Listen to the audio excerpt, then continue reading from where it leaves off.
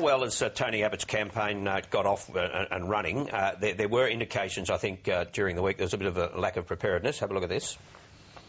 Sorry we're a little late. There was a technology problem with the printer.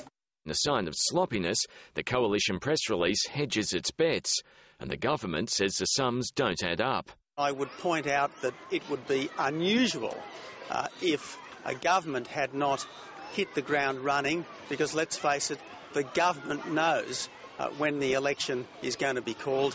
The opposition doesn't. Now, I don't think that's much of an excuse, but probably industrial relations, if anything, contributed to Tony Abbott's week. It was that rather than the lack of preparedness. Look, I think so. Look, things weren't thought through. The issue of making unions pay for industrial ballots. Quite clearly, the Coalition hadn't thought of the consequences, the possible consequences to the Fair Work Act until the Daily Telegraph rang them up and said, well, listen, this means that you're going to have to amend the Act, something you said you never would do.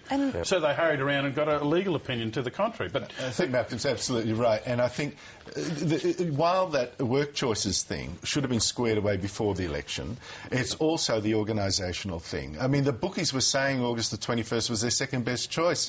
So how come the Liberal Party acted like, oh my goodness, there's an election this year, what now? You know, it's just, it's crazy. They should have been ready with arguments. I mean, business, clearly, once they'd taken this very recent decision to say absolutely no change, dead, buried, cremated, as you made the point, round the wrong way, they should have been ready with a response to business, which of course was going to scream and say, hang on a minute, you've been promising us for years that you would tweak the industrial relations legislation and make the changes that we want. They didn't have an answer for that.